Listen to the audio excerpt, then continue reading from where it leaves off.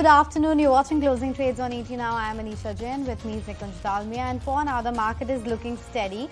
And I say that because it's been a fairly range-bound day of trading session. Nifty has been just drawing in a 20-point range for most parts. Of course, just pivoting around that 18,700 mark for the Nifty.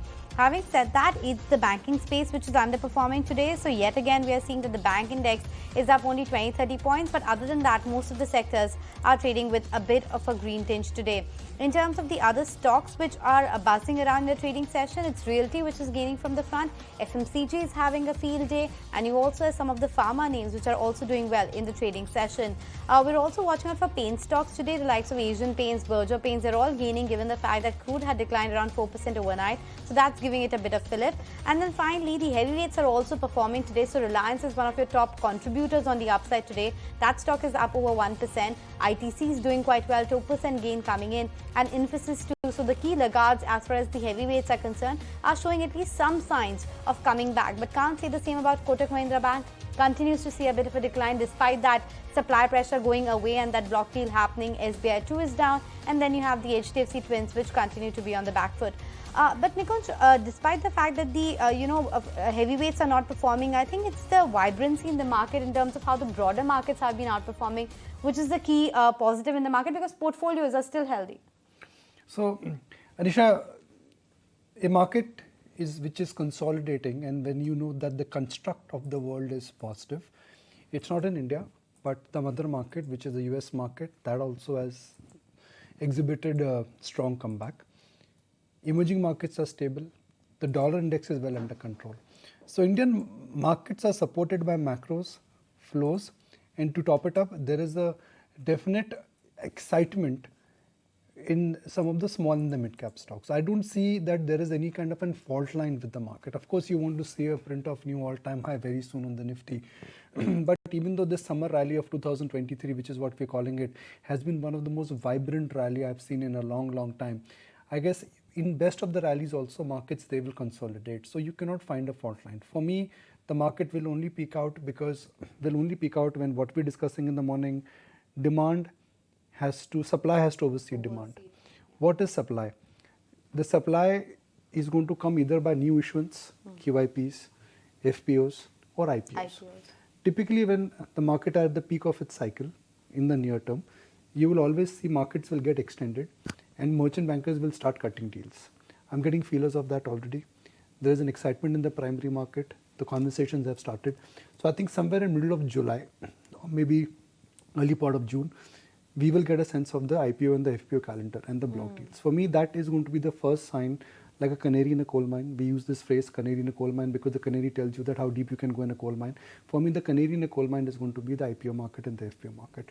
Barring that, I think this market will chug along very, very smartly. I don't see a reason why you should sell because valuations are not expensive, global cues are strong, risk-on environment is there, dollar index is under control, and Kunal Bothra is reasonably bullish. Is that the case, Kunal? Reasonably bullish. And finally, you are seeing the heavyweights, Reliance, Infosys, ITC has been doing well, but at least seeing a bit of a momentum today.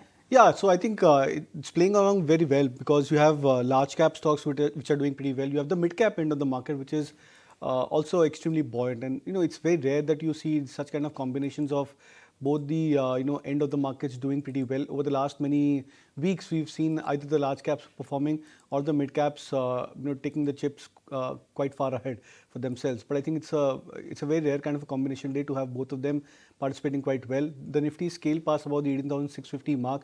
That I believe is a very important level because we've managed to sort of end the 11 days, 12 days of consolidation if you assume this breakout sustains over the next half an hour, next 1 hour. So all in all, it augurs quite well for the index overall. The only concern for the market is the underperformance of Bank Nifty as such, not the individual banking stocks, but the Bank Nifty has been trading a bit lackluster over the last 4-5 days, trading just almost at that 44,000 mark on the spot level. So that could be the only point of concern from a very short-term view, but no complaints till the time the mid-cap into the market is extremely buoyant. Mid-cap is buoyant, but as you pointed out, it's the financials which are actually taking a beating. That's the Nifty Bank for you, pretty much flat over 7 days. And let's pull up the financials as well, Nifty NBFCs, Nifty financials, because that's also seeing a bit of a decline on an intraday basis. But apart from that, there are a whole host of other stocks as well which are buzzing around. Let me talk about some price volume action buzzers now. Tata Communications, that one is surging in the trading session, 9% higher. The stock has, of course, hit a 52-week high on an intraday basis. The volumes are quite heavy today, 3 to 4x of 20-day average. And it's been advancing for fourth consecutive week now. You also have Sheela Foam, which has hit a 3-month high. It's been last 3 days we have been talking about the stock. Every day it's been up around 5 to 15%, and the volumes today as well, 12x the 20-day average. Pidilite too has been fairly quiet of late, but today on account of the crude momentum, perhaps it's hit a 5-month high on an intraday basis. Breakout seen from an 8-session consolidation, volume at 3x the 10-day moving average. Kush, from these price volume buzzers, Tata Communications, Sheela Foam, Pidilite, is there a trade that you are seeing in any of these names? So a stock that has been on our radar for some time now, and there's a very clear breakout, that we are seeing volume backed, although it's off, the day's highs. I don't see that as, too discouraging a sign, because, there's a very clear, breakout today. And as I said, volume backed momentum indicators also looking well. So Pidilite is something that I would have on my radar. From here, if you'd want to initiate a fresh long position, I'd suggest, 2735, which is today's high, should be your first target. And then 2775 should be the target. On the downside, the stop loss, you could place somewhere close to 2660. Okay, so those were the price volume buzzers, and Pidilite is something that you're recommending. But Kunal, before I move forward, Tata Communications, that one is seeing a solid rally. Would you back it up further and recommend a buy? In fact, at these levels, we are booking profits for Tata Communication, because the last 3-4 weeks have been quite steep. The nature of the stock is not to get into any kind of a major kind of an upward trend, but when we typically see these kind of 3-4 weeks of sharp price action, it generally indicates that maybe the stock is getting into an overbought nature. The RSIs on the hourly as well as on the daily charts have now hit levels of 85, 90 plus for Tata Communication. That could be a good enough reason to try and book out profits over here, and then wait out for a correction. I think at least a 5 to 7% correction from current levels could probably be a better level to rebuy the stock. Well, it's been a good comeback, very good comeback by Tata Comm. What is interesting here is that Tata Communication is in the business of data. It's in the business of giving secured network. It has gone completely against the curve. It is at a 52-week high, and it is at a 52-week high when rest of the IT space, in a sense, is really whittling. The difference is that Tata Comm is not just a coding cloud enabling provider. There is a growth in the data business. There is definitely a move towards acquiring more secure data, and that is where I think a stock like Tata Comm is benefiting. 72% higher. Hello. 72% higher for a stock when the technology stocks have just gone the other way in last 1 year. Let's look at the IT index, Infosys, TCS, Wipro. All of them have just gone completely haywire. I want to look at Wipro, the buyback. That's not going to be the ledge on which the stock could rest any longer. Post buyback, Wipro is up 9%. But now that the buyback trigger is out, the stock could just come back to adjusting with fundamentals again, because this booster which it got because of the buyback, I think that's behind us now. Kunal, where's Wipro headed? Well, I would still be a bit iffy in initiating a buy on Wipro, Nikush, because at this point of time, most of these large cap IT stocks are just hovering, with respect to their previous swing highs. For Wipro, the previous swing high which the stock had hit in the month of, I think, end of December 2022 was just closer to 414 mark. It's still trading with a cut of, I think, 5% from those levels. And when you try and compare this with the 2022 peaks or the short-term swing high, the resistance is around 440 mark. So these are two important hurdles which the stock has to cross. Now, we do a relative comparison at this point of time that whether there are other large cap IT names which are actually showing signs of a breakout. HCL Tech has apparently been one of the first stocks to give signs of a breakout from the large cap front. The stock has done reasonably well over the last 3 months compared to the previous swing low of HCL Tech, I think just around the 1,000 odd mark. So the stock has recovered more than 10 to 15%. It's trading above its long-term averages as well as above its previous swing resistances. So that's a much better bet at current levels. Wipro maybe above 413 mark could be a stock which you can consider. Okay, so that's one pack which is on the back foot today. But before we move forward and talk about the other buzzers in stocks and news, also wanted to highlight State Bank of India. That stock is down 0.7%. Nikunj just spoke with the management at SBI. They are quite positive. And Nikunj, they're talking about under-promising and over-deliver. The stock has been already over-delivering over the last 1 to 2 years, but the commentary still continues to be quite positive. I expect the stock to come back, Anisha, and I'll tell you why. What do you understand? When you look at a bank like State Bank of India, what are the factors you need to look at? First, you need to look at where the credit cycle is headed. Because if India does well, economy does well, credit cycle will do back. I mean, it's a $30 trillion kind of a balance sheet. So just imagine 30 lakh crore, that's the size of the balance sheet. Wow. For that bank to do well, India has to do well. GDP growth has to be there. So he was very confident that growth is there. Second, NPAs, nowhere close to an NPA problem. Retail book, corporate book, and the SME and MSME book. Then you look at liabilities. Liabilities is the deposit which they get. And they've not had any problems because the market share is being regained. Then you look at all the subsidiaries. SBI Mutual Fund number 1, SBI Insurance number 1, SBI Credit Card number 1. It's only in general insurance where I think they're whittling a bit, but they've got the subsidiaries which are firing full cylinders. Why should a stock like this trade at price to book of 2 times? And if I add back subsidiaries, it's almost like 1.5 times. The stock this year has done nothing. 3 months, 10%. This year, I think the stock has done nothing. I'm not saying markets are giving State Bank of India stepmotherly treatment, but I think State Bank of India deserves a better positioning. Purely look at what they are committing. Yeah, this year it's actually down 6%, and you're right, they have been delivering on all fronts. At least results-wise, there has been no complaint, and the management commentary too. In fact, listen into the bites coming in from Mr. Dinesh Kumar Khara. He's, of course, the head at SBI, and then we'll slip into a very short break. We have got a higher base. Today, as far as our balance sheet is concerned, we are a 32 trillion bank as far as the loan book is concerned. So last year, of course, we have grown at towards 16% plus. So hopefully, on a higher base, my expectation is that we should be growing at around 14% or so. So 14% is the minimum. Anything above that could be a surprise. My effort would be to grow at in the range of 12 to 14%. But yes, of course. But you've given a lot of surprises last 1 year. So I'm assuming that you like to give us surprises this year also. No, I believe in under promise and over delivery. So Okay. That is what I believe in. Sir, my next question perhaps in a sense would be an indication coming from India's biggest banker that what is your understanding of the credit cycle? Could it be a 3 to year 5 credit cycle, or this current credit cycle could just go beyond 5%?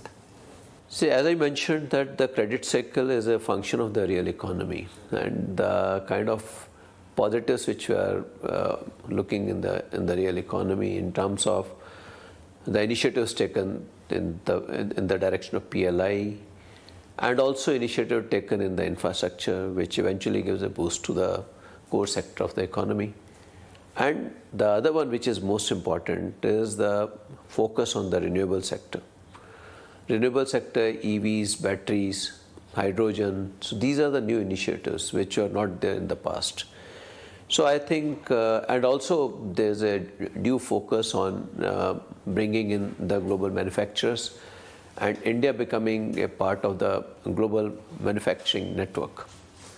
So I think this is, the way I look at it is that this is going to open up multiple opportunities in the economy, and these new levers of growth will go a long way in terms of supporting the economy, and perhaps the general perception of the credit cycle that it is 3-year cycle or 5-year cycle, that perception might get defied. That's what my understanding. So you feel that we are in for a multi-year and multi-quarter credit cycle? I would say that the kind of things which I just described, that actually gives me some kind of belief that we are into a multi-year growth cycle.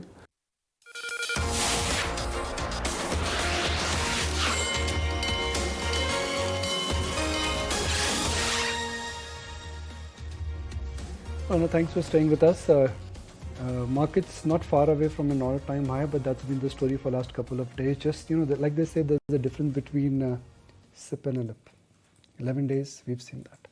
Little bit of push, and you go through an all-time high, which frankly is for academic reasons, because the underlying bent of the market, I think, is still so strong that the participation, the momentum, I think, is quite evident.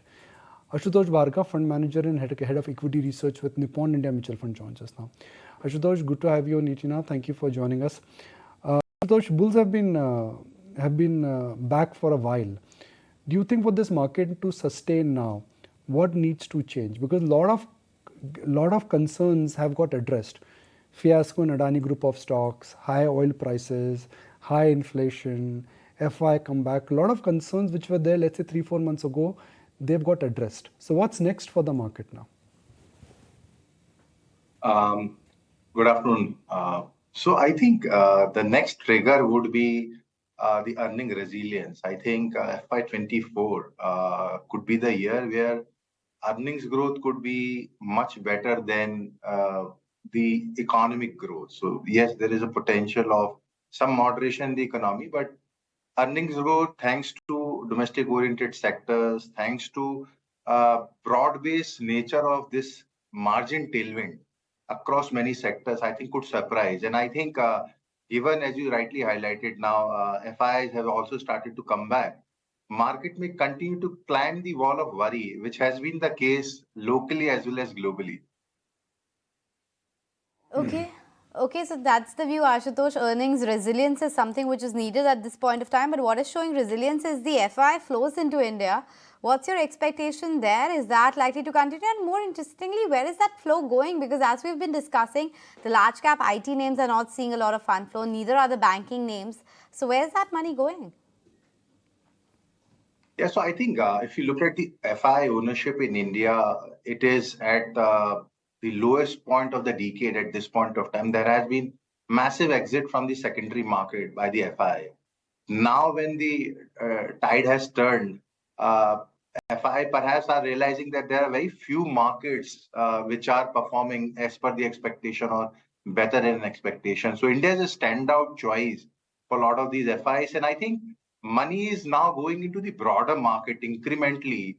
Number 3, number 4 in every sector is demonstrating that the earning growth trajectory is similar to the leaders in the sector, and the valuation arbitrage is also available. So I think the broader market is, in a way, is a recipient of incremental FI flows, which typically, as you rightly said, goes into the frontline stock. But I think now there is a quest to look at the second line large cap or large mid cap kind of stocks where we are seeing perhaps more flows coming in. Adani stocks, they are again shaky. You got Tata Comm, that has hit out of the park. Trent, AGM, expensive, but it's doing very well.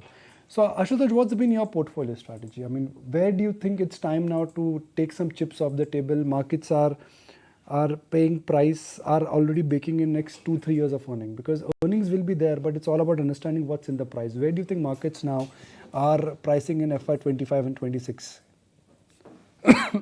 Nikunj, the biggest problem for fund managers is reinvestment risk.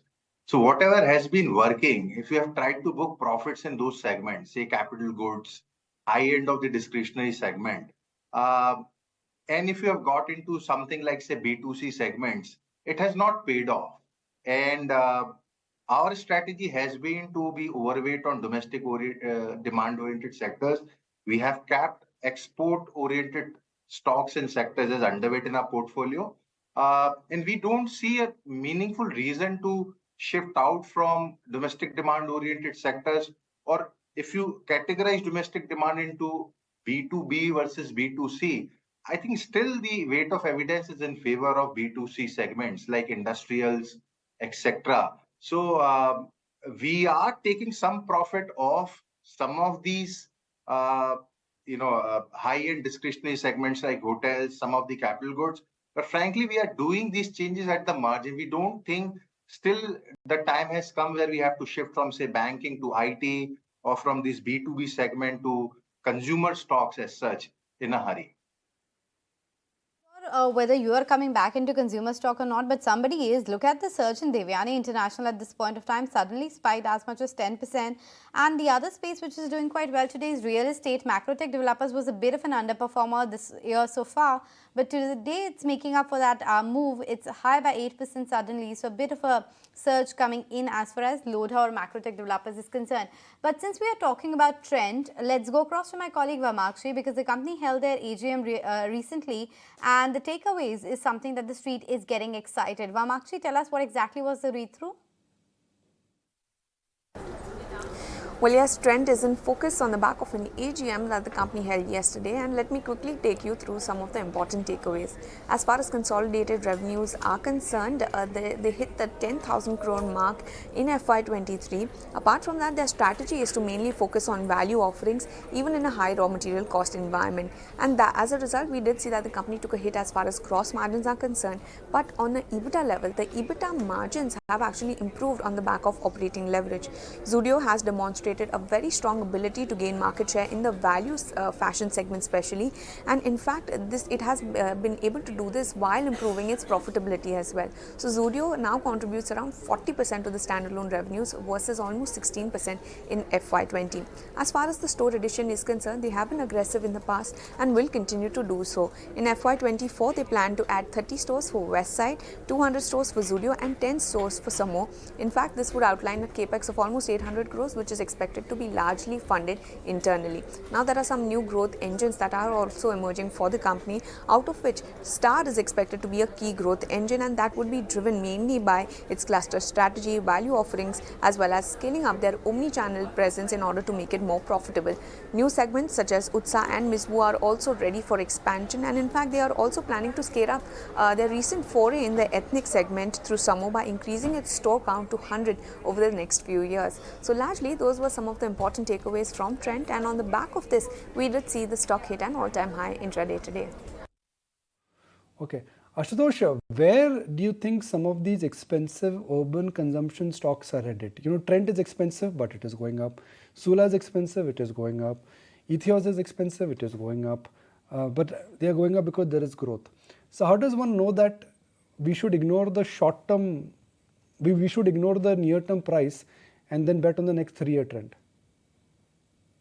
Because the thing in the market, and we all are aware that this K-shaped recovery that everyone is talking about is visible quarter after quarter, including the last quarter.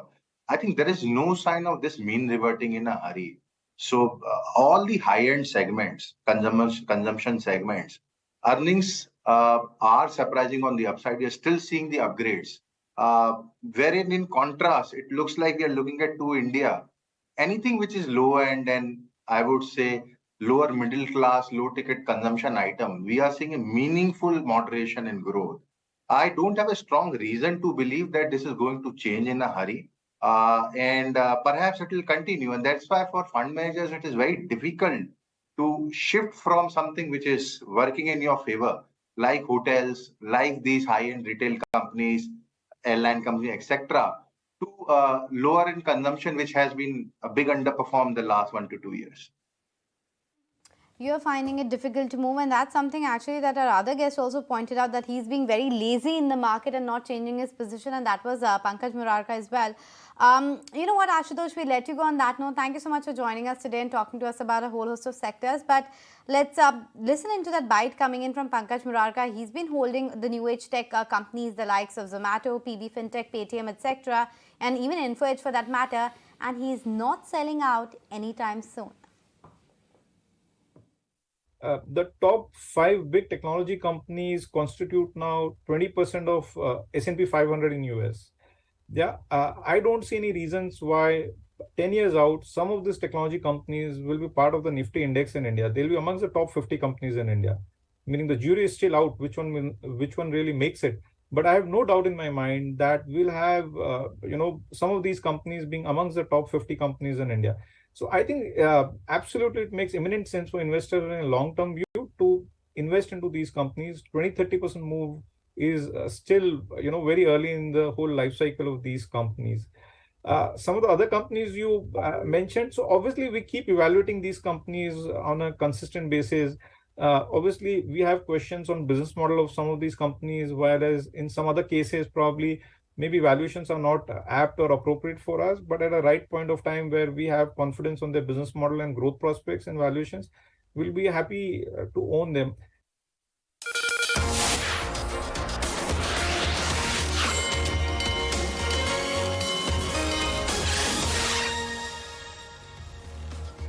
Welcome back. Well, the Nifty is holding up all right, but then there are a lot of movers beneath the surface. Case in point being KPIT Tech, that has suddenly slipped as much as 5%. Pull up the intraday chart. No incremental news flow as such, but that stock has taken a bit of a knock. And the exact opposite is with Oracle or OFSS. That stock is zooming ahead. Of course, the global parent has upgraded their guidance and the earnings were quite strong. So that stock is high by around 6%. You also have names like Devyani International, like we pointed out, even Lodha for that matter. Kunal, your take on KPIT Tech as well as Lodha. Lodha had been underperforming rest of its peers, but it's catching up now.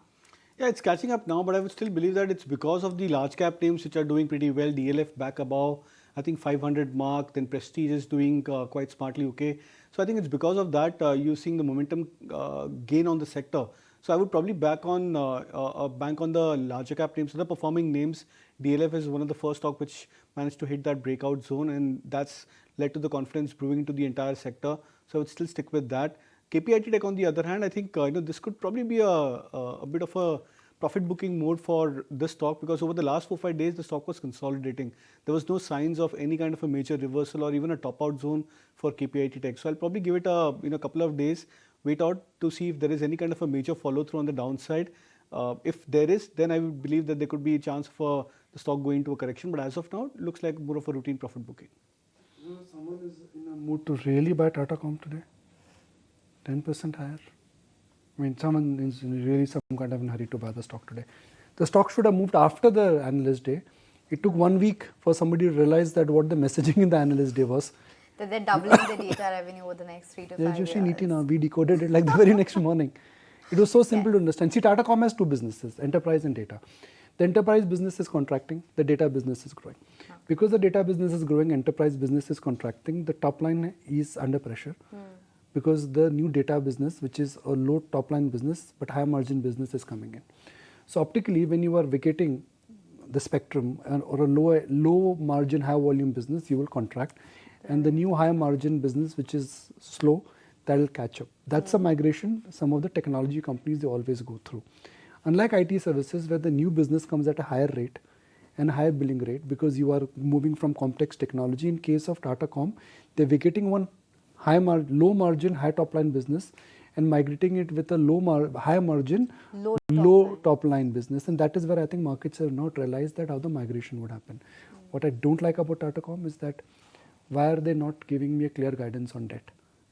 Because they're talking about the debt to equity ratio going higher. Yeah, 2x from the current 1.3x. They've done a very good job of bringing the debt down by about 1,500 crores broadly in last couple of quarters. True. So are they acquiring something? Or are they looking at adding something in terms of a new capex? I don't know. That I think right now they are digesting that Switch Mobility acquisition that they did, and that's where the margins had been under pressure between 23 to 25.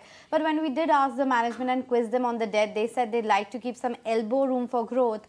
Let's see, is it just elbow room or they're making some kitty for further acquisitions? But let's ask that to Vineet Bulinjkar as well. He's joining us in the show. Vineet, you track this one closely. Trent, I know you very much do, and I'll come to that. But Tata Communications? No, we don't track it very closely, but I can give you my sense as Nikuj pointed out, there's definitely a transition of revenue happening. So, when you have a high margin business coming in place of a low margin, very high revenue kind of turnover falling down, the EBITDA tends to be sticky while the revenues are falling. However, as he's quite rightly pointed out, that the debt is for concern, and I need to delve more in that before I can comment anything on that. 16. The other one is Trent. And Vineet, it's a great company, great franchise. Their stores are doing very well. They are, crushing it when it comes to occupying that mid-market, high fashion brand. But the P multiple of Trent is wacky. 50, 60 times. They're depending on even this is the most conservative estimate. I've not looked at today's 6% change. It'll make it even higher. Why is anybody buying Trent? It's purely the dominance of the sector. That's all I can say at this point in time. I definitely do agree with you that the valuations are slightly on the higher side. But definitely, as we have seen, when demand grew, the dominance took the trade to stratospheric levels. And from there, when the slowdown came, the stock got hammered down. But right now, Trent is in a very sweet spot. They've got all the micro markets and the the price trend bands very well taken up, and we are seeing tremendous growth coming. So all brands firing on cylinders, and store expansions are on a blitzkrieg. And we believe that it's just a momentum play. Play with the momentum, but always remember that the valuations are slightly out of whack right now. 1685 for trend. They also are in a JV with Zara, Intex, I think is the company. Inditex, sorry. Yeah. Thank you, Anisha. Inditex, it's Zara, and 50% JV. So every time you see a Zara shopping bag, remember the money indirectly is moving into the balance sheet of Trent. And Trent, if you don't know, is actually owned by Tatas. We don't talk about this piece at all. But in this entire rally, Vineet, a no-brainer stock called HDFC Bank has not participated. FIs have come back. DIs are bullish. Vineet is bullish. Kunal is technically excited. But this stock just does not go higher. It's just a wait a while for the merger to get through, and that is when you will see the bullishness come back in the stock. But having said that, we also need to see all the sectoral leaders are also under pressure. You see Reliance not moving much. You talk of SBI, ICICI Security, ICICI Bank very stagnant. So ITC, after hitting 450, it's been kind of on a pause. So with all the heavyweights of the index are holding it up, while the rest of the index is pulling it up, and it is the entire rally that has taken place right now is more broad based without the market leaders, and that really talks about the breadth of the entire segment. And what I believe is that once the merger is formalized, formally both the companies are amalgamated, I think we will see the re-rating process start taking place in HDFC Bank. Are those re-rating candidates on account of merger, and the other merger that the street is watching out for is Z Entertainment, but that's been getting kicked down the road for quite a while now. And the latest, of course, coming in from SEBI, wherein they have barred Puneet Goenka as well as Subhash Chandra from holding the directorial position for the next 1 year at least. And we brought you the latest on that story that Mr. Puneet Goenka, they have reached out to SAT as well, and the hearing is expected on Thursday, and then the NCLT hearing is lined up on June 16. So that's the stock which, of course, has recovered quite a bit on an intraday basis, had opened with a cut of around 5%. And the other one that we are tracking today is MRF. That's managed to hit that coveted 1 lakh mark. This is the most expensive stock per se in an absolute value term when it comes to MRF, and what a stellar journey has been for MRF. And the 30-year stock CAGR lands up at a whopping 18%. The developers called me in the morning, sir, there's error with the software. We've never seen a 6-digit tick on a single stock. I said, no, it's not an error. The stock's actually gone to 1 lakh. Do you know that this company has grown without raising capital? Really? They've not raised capital. We don't realize Except IPO, nothing else at all? They've not raised capital. Interesting. We don't realize it. I mean, we don't realize that SEAT's been diluting, Apollo has been diluting, they're going left, right and center. The management rarely talks.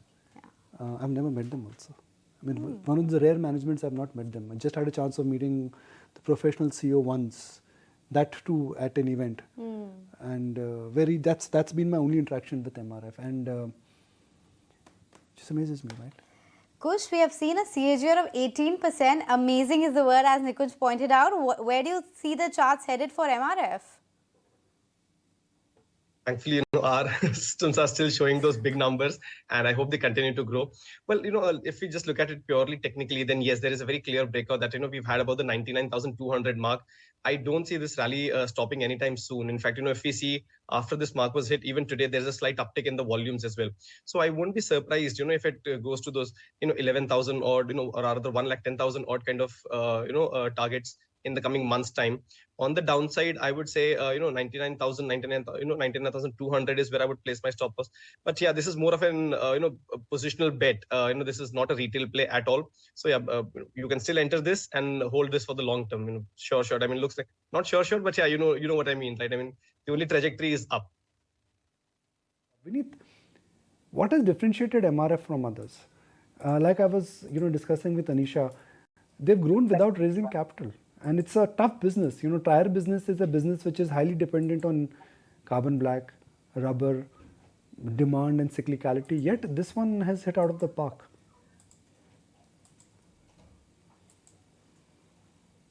We need MRF. I mean, why has MRF managed to hit out of the park when there is an example of You CM and Apollo?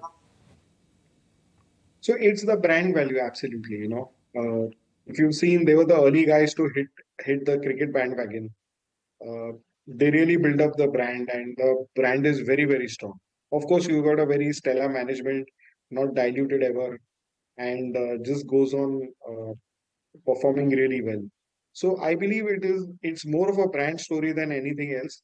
Having said that, it although it has been an 18% CAGR over 30 years, over the last few years, the run-up has not been that, the growth rate has not been that exciting.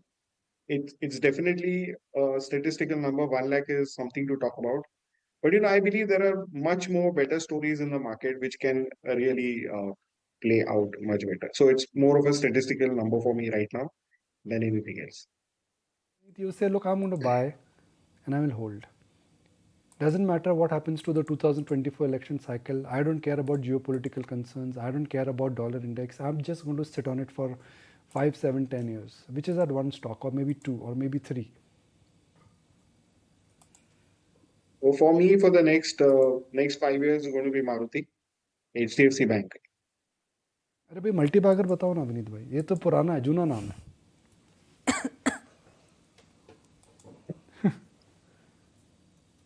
So I think you go with the stocks which appeal to you the most. I think Maruti is reshaping its own business. They're going to have 5 to 6 new EV models lined up from 26. They have increased their market share from 6 to 12 in the SUV space. They're confident of doing 25% this year itself, right? So so their average selling price of a car is going up. They're slowly disbanding the name of a small car tag, right? And the funny thing is that in the small car segment, they own almost a dominant share. And when EVs start hitting the market, there is no other brand there to replace these guys. So, on a conservative basis, we are seeing the stock go up 50% over the next 2 years. And when the EV portfolio starts contributing to the top line, I think we are going to see some more firecrackers take place in the stock. 5 years a stock, you say I will not care about what happens to the technicals, I will not look at head and shoulder patterns, I will not look at 200 DMA, I will simply hold it. There are so many of them. Tata Motors, Indocent. Tata Motors, Indocent, AB 5 years Capital, you happy to own them. AB Capital, DLF, Anantraj. One. Anantraj. No, one. That's why I said restricting to one is very difficult. I'll probably believe that if you ask me fresh, I mean at current levels, if you ask me that, probably AB Capital would be the stock which I would look to buy. Okay. And hold. Kush, which is that one stock where you would say, look, I'll be patient. I'll be patient for next couple of years. So if I can, let me give you two. One is Bajaj Finance. It's off its highs, recovering. Even though there are questions around this, around its story. I don't think this is done and dusted. I think there is still a long way to go for Bajaj Finance to move from here. And the other, a very less discussed stock is EPL. If I look at the charts, it's a very clear breakout that we've seen some time ago, and there's a consolidation happening now. But I think it's gearing up for a very big move. So I think EPL is something that I would have on my radar. So yeah, there, a bit greedy, but yeah, give you two. Kush, but the other ones that I wanted to highlight, and since we were talking about EV and Vineet was talking about the entire transition as well, two stocks which are in EV bus space have been doing quite well, and both are sitting at all-time high levels. Electra Green Tech, that stock has been of course on a tear, and JBM Auto 2, and maybe we can pull up a monthly chart of these two counters to see how they're faring, or even a YTD chart, because both of these counters have seen a solid up move. Kush, do you track either of these names, Electra Green Tech, JBM Auto? incidentally I do both of them, and they've been on my buy radar, and I've recommended both of them, in fact, a couple of times. Now the kind of move that we've seen has obviously from a technical standpoint put them in an overbought territory, so I wouldn't rule out some sort of profit booking. In fact, Olectra, if I see today 940 is the high, it's off its highs, so it'll be a good idea to buy it slightly lower, somewhere around 850 825 zones. But yeah, as I said, the kind of momentum that we've seen, volumes we've seen pick up, the trajectory is upwards. Just that fresh buying at these levels will not keep your risk reward ratio as favorable. But on the whole, I wouldn't rule out 1050 kind of moves on this one. So that's Olectra. As far as JBM Auto goes, the entire auto ancillary pack had been doing fantastically well even before the auto manufacturers started moving up, and JBM Auto was at the forefront. But a similar story here, the kind of breakout that we've seen has put it, in the overbought territory. So again, any dip to 925 levels would make it attractive. The risk reward ratio will be that much more attractive. 875 would be my stop loss. Again, similar 1050, 1100 kind of targets on this one as well. Both are great buys. At dips, the risk reward ratio will be more favorable.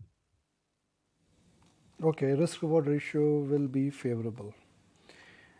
Scanning through stocks now, and Vineet, I'll take my chances with this one. We normally don't discuss Suzlon, but the run-up in the stock has been so swift that we cannot ignore it for long.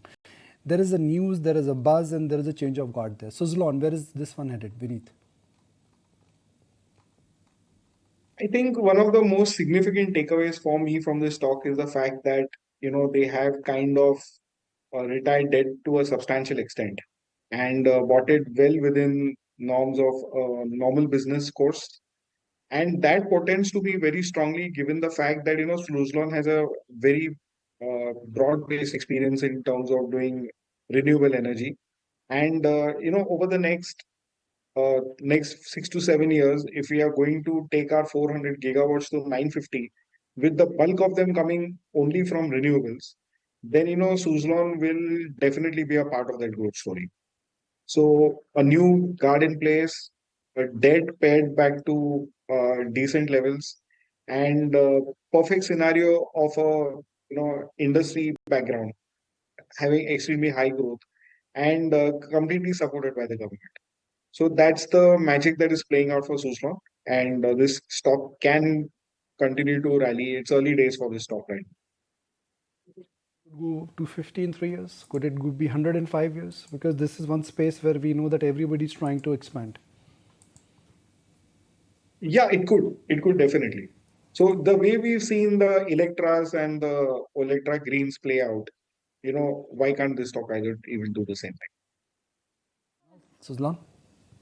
Well, I would not be too much bullish on the stock, but I think, yes, the breakout is quite strong, prominent this last 2-3. So over the last 6-8 months, the stock was setting up for a breakout. It was just a matter of time that it would come out of a consolidation. I think it was forming a bullish flag, pennant kind of a combination pattern, and the breakout is around 9.9, 10.2 for Suzlon. And the moment the stock has broken over the last, I think 3-4 weeks, the stock has gained some 30 to 40%. So I would believe that this was more of an impending breakout over the last 6-7 months. Maybe another upside of 3-4 rupees for the stock price. That's the best which I can probably spot over the near term. So I would probably keep this as a more of a trading bet rather than more of a long term. Oh, well, yes, that 80% move in a matter of 1 month is not something that you should take lightly. So hedge your bets and tread very carefully when it comes to Suzlon. But what are the other news flow and what's the dealing room chatter like? Let's go across to my colleague Sharad. He's been picking up some exclusive tidbits when it comes to alkyl amines. What is the story and what's happening is this counter, Sharad? Well, yes, in focus we are having alkyl amines with the volumes coming at almost 5 times its 20-day average and strong accumulation coming from the HNI segment. Now do remember that the long-term selling pressure was there and that has actually come down from the month of March itself, where the stock has seen a small rally. Apart from this, on the overall basis, the stock is still down by more than 40% from its high seen in 2021. Apart from this, there are certain big investors also such as Norges Bank, Vanguard and BlackRock and also L&T Mutual Fund who are actually invested in the company as well, but in quantities below the 1% stake mark. Apart from this, looking at the key triggers going ahead for the company, and this includes the capacity expansion of the ethyl amines plant, and that is expected to get commissioned next month. So that is something which the street will be factoring in. But do remember the supply chain issues still persist, especially for the utilizations which is impacting the ACN plants as well. But on the other hand, the long-term guidance still remains between 10 to 15% of the volume growth that is coming in from the management commentary, and two important triggers as well, that 4 products are expected to be commissioned over the next 24 months, and the entry into the specialty products is expected to augur well, especially on the margin front. Okay, so that was about the dealing room chatter. Quickly, let's take stock of the frontline index itself, because while Nifty has been seeing a bit of a spike, it's a bank Nifty which is doing now quite a bit of move. In fact, the Nifty Bank has jumped almost 100-200 points. Yes, in the last few minutes itself, that's seen a rally of over 100 points in the last 5-7 minutes. So it's IDFC First Bank which is up a good 3%. Axis Bank is rallying. You also have ICICI Bank which has managed to reverse. It was earlier trading in the red line, now moved comfortably in the green, 1% higher as far as ICICI Bank goes. Though Kotak Mahindra Bank is a rank underperformer and continues to be on the back foot. We'll try and decode more about the banking space, but before we do that, let me take the BTST ideas from our technical experts. Kush, you go first. What's the buy today, sell tomorrow idea? Two of them. One stock, that's looking good on the charts is Indian Hotels. Again, we've seen a bit of a downturn, but the 20-day moving average has been a support zone, and the stocks, rebounded from there. So 397 and 402 are the targets that I'd play for. 388, where I would keep, where I would keep my stop loss. One stock from the cash segment that is showing, a very clear breakout after consolidation is Wokhard. Now, we've seen a very nice volume-backed move on this one, and today we've seen a breakout about above those 180 kind of resistance zones. So this move could continue to 190 and 199 levels. 178 is where I would place my stop loss. Okay, so those are the top ideas coming in from Kush Bora. But Kunal Bothra, what about you? So two buy calls on the cash side on the mid-cap end. First one is about Arvind. The stock looks attractive, broken past about the previous resistance of 130. So buy with a target of 140, stop loss at 128. And Ujjivan has been doing exceptionally well over the last 2 to 3 months. So that's a stock which I think at 397.8 looks attractive for a target of 415, stop loss at 385. Kunal, just a while ago we were talking about the banking names, right? The big move that we are seeing in the entire banking index, ICICI Bank, IDFC First Bank, while Kotak Mahindra Bank is in the red. Would you take a bet on any of the names? Is ICICI Bank something that you're watching out for? Is Nifty Bank finally out of the consolidation?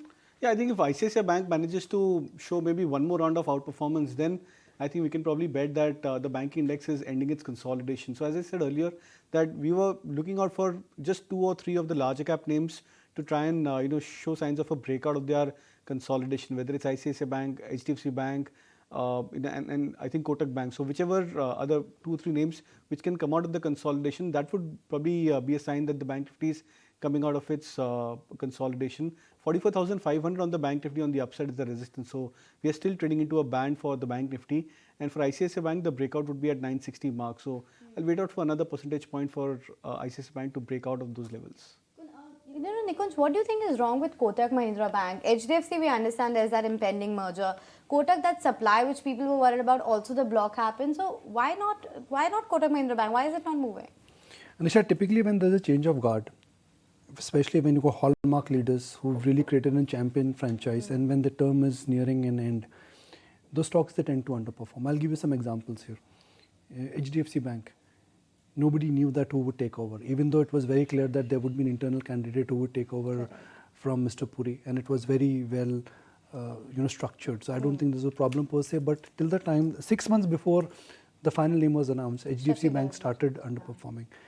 I think Kotak also, the succession planning and the transition process would be extremely smooth. It's a cadre-driven organization. I get a sense that it's going to be an internal candidate, not an external candidate, because an internal candidate understands the risk, the culture, and the book quality. But till the time the cat is not out of the bag, which is the name of the candidate is not announced, it is not approved by Reserve Bank of India, I think the market in a sense will always be in this suspense mode, so to speak. There was a time when Kotak had poor liability franchise. I think that problem has been taken care of.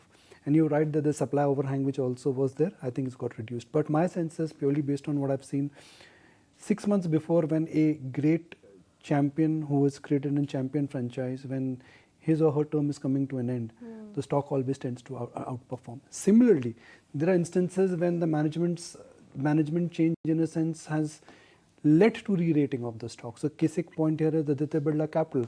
Aditya Srinivasan moves out, Vishaka Mule takes over, the stock goes from 110, 150. Chanda Kochar unfortunate Bakshi, exit, yeah. first exit, Mr. Bakshi takes over, look at what happened. Another example where a federal bank, Sham takes over, complete change in terms of what happened to the franchise value. So in banking, it's a simple, I'm making a long-term, very long question answer here, but what is the bank business? Simple borrowing and lending.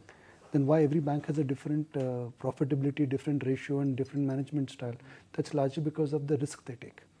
Banking is a simple business. You borrow deposits, you get deposits, you give loans. Advances. But every bank has a different profit, different franchise, different technology. Those are decisions which you take based on your understanding of risk.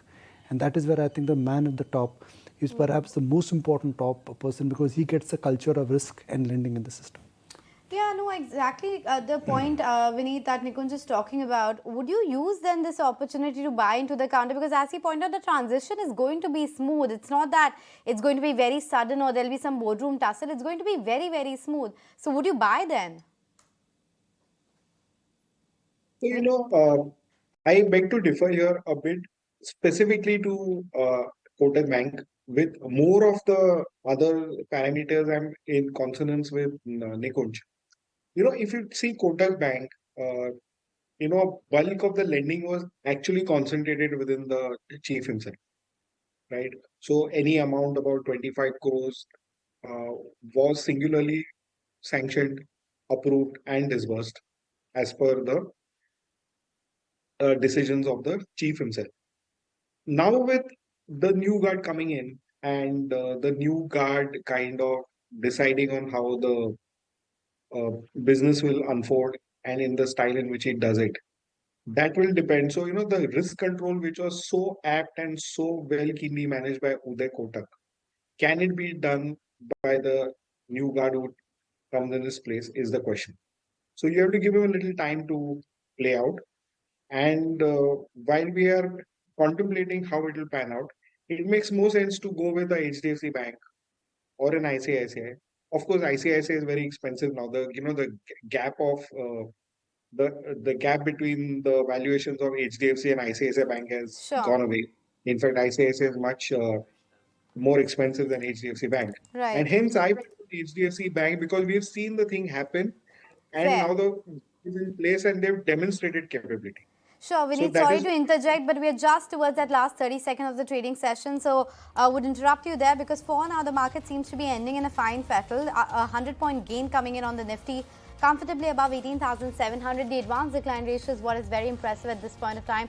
1,300 stocks advancing to 850 declining. Sensex comfortably above 63,150. And it's a broader market yet again which have done the outperformance. So the mid-cap index and the small-cap index, they are the ones which are up over 1% in the trading session, and mid-cap index hitting fresh record high. Sectorally speaking, it was real estate that was doing quite well in the trading session. You also had the pharma pack, which was quite excited, and in FMCG names the likes of Tata Consumer, ITC, Dabur, they were in the focus. And apart from that, the paint names, of course, Asian Paints, Berger Paints on account of that crude decline, and Pidilite for that matter as well. You also saw some new age tech companies see a bit of bounce back. Case in point being PB Fintech, which was up 4% today yet again. You also had Lodha or Macrotech Developers with a gain of 11%. Devyani International surged 8%. Tata Communications, what a field day that stock has really had. 8% higher, hitting a fresh 52-week high on an intraday basis.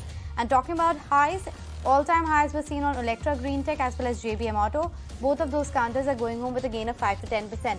Zee Entertainment was in focus on account of that entire SEBI matter coming in. Ended off the lowest point of the trading session, but nonetheless with a bit of a red tinge. And then KPIT Tech, which in the last half an hour or so saw a bit of selling pressure. And Indigo too has been having iffy days for the last couple of trading sessions. Today as well, a cut of 3% on Indigo, but all in all, it's a decent trading session coming in for the Indian markets, 18,720 for the Nifty, so not much to complain. But on that note, wrapping up this edition of Closing Trades, thank you so much for being with us.